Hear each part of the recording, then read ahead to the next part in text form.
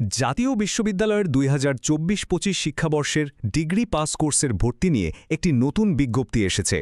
তো এই আপডেটে কোর্স পরিবর্তন আর কোটা মেধা তালিকা নিয়ে কি বলা হয়েছে চলুন সেটাই আজ বিস্তারিতভাবে জেনে নিই। আচ্ছা, পুরো ব্যাপারটা সহজ করে বোঝার জন্য আমরা কয়েকটা ভাগে আলোচনাটা সাজিয়েছি। প্রথমে দেখব নতুন ঘোষণা আর রেজাল্ট নিয়ে। তারপর কোর্স পরিবর্তন হলে কি করতে হবে সেটা জানব। এরপর কোটার ভর্তি প্রক্রিয়াটা বুঝব, আর অবশ্যই খুব গুরুত্বপূর্ণ তারিখগুলো আর জরুরি কিছু নিয়মকানুন নিয়েও কথা হবে। তো সবার আগে একদম লেটেস্ট খবরটা দিয়ে শুরু করা যাক, যেটা হলো ফলাফল। সম্প্রতি কিন্তু দুটো বিশেষ গ্রুপের ফলাফল প্রকাশ করা হয়েছে। হ্যাঁ, এই ফলাফলটা বেরিয়েছে ৩ ডিসেম্বর। কাদের জন্য?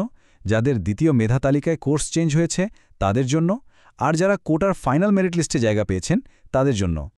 এখন প্রশ্ন হলো ফলাফলটা কিভাবে দেখা যাবে, তাই না? দুটো উপায় আছে।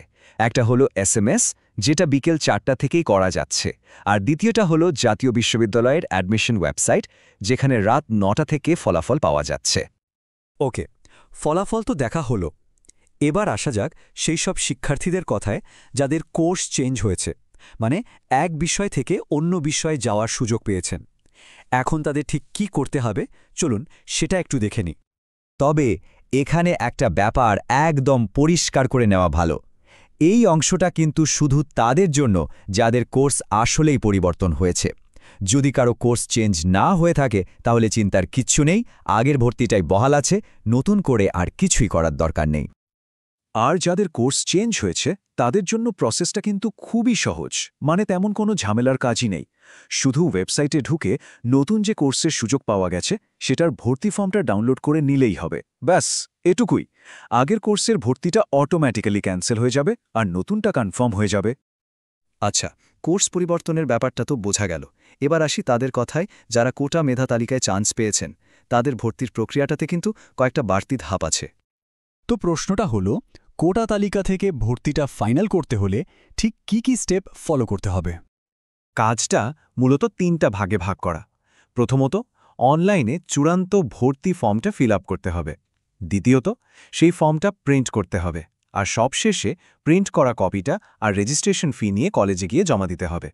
অনলাইনে ফর্ম পূরণের জন্য প্রথমে জাতীয় বিশ্ববিদ্যালয়ের ভর্তি বিষয়ক ওয়েবসাইটে যেতে হবে। সেখানে ডিগ্রি পাস লগইন নামে একটা অপশন পাওয়া যাবে। ওখানে নিজের অ্যাপ্লিকেশন আইডি আর পিন নম্বর দিয়ে লগইন করলেই চূড়ান্ত ভর্তির ফর্মটা চলে আসবে। আর হ্যাঁ, ফর্ম পূরণের সাথে সাথে রেজিস্ট্রেশন ফিটাও জমা দিতে হবে।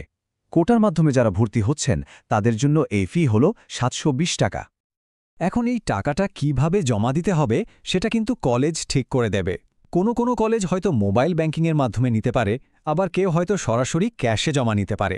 তাই সবচেয়ে ভালো হয় কলেজে যোগাযোগ করে বিষয়টা জেনে নেওয়া। ওকে, প্রক্রিয়া তো জানা গেল। এবার আসি পুরো ভর্তি প্রক্রিয়ার সবচেয়ে জরুরি একটা অংশে, আর সেটা হলো ডেডলাইন বা সময়সীমা।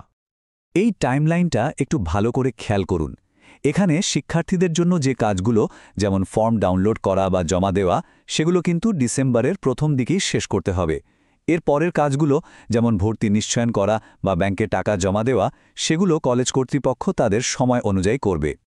তার মানে মূল যে কাজগুলো, কোর্স পরিবর্তনের ফর্ম ডাউনলোড করা, কোটার ভর্তি ফর্ম ফিল আপ করা আর কলেজের টাকা ও ফর্ম জমা দেওয়া, এই সব কিছুই কিন্তু ডিসেম্বরের ৯ তারিখের মধ্যে সেরে ফেলতে হবে। তারিখগুলো কিন্তু খুব জরুরি। আচ্ছা, আমরা প্রায় শেষের দিকে চলে এসেছি, কিন্তু এই শেষ অংশটা সম্ভবত সবচেয়ে গুরুত্বপূর্ণ। কারণ এখানে এমন কিছু নিয়ম আর সতর্কতার কথা বলা হবে যেগুলো না মানলে কিন্তু ভর্তিটাই বাতিল হয়ে যেতে পারে। একটা প্রশ্ন প্রায় সবার মনে আসে, বিশেষ করে যারা সেকেন্ড টাইমার। আচ্ছা, যদি কোনো শিক্ষার্থী আগে থেকেই জাতীয় বিশ্ববিদ্যালয়ের অন্য কোনো কোর্সে বা অন্য কোনো শিক্ষাবর্ষে ভর্তি থাকে, তাহলে তার ক্ষেত্রে নিয়মটা কি? এই ব্যাপারে বিজ্ঞপ্তিতে একদম পরিষ্কার করে বলে দেওয়া হয়েছে। নতুন কোর্সে চূড়ান্ত ভর্তি ফর্ম পূরণ করার আগে আগের ভর্তিটা অবশ্যই বাতিল করতে হবে। এটা বাধ্যতামূলক। আর এর পরিণতিটা কিন্তু বেশ মারাত্মক।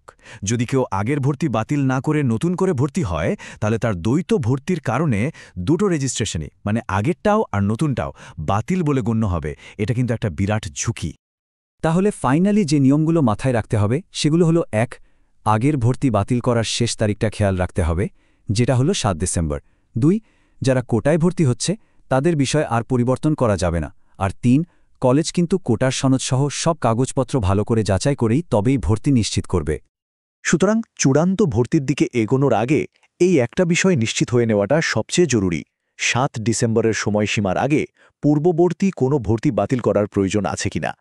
এই একটা চেকলিস্ট কিন্তু পুরো ভর্তি প্রক্রিয়াটাকেই নিরাপদ আর ঝামেলামুক্ত করে তুলতে পারে।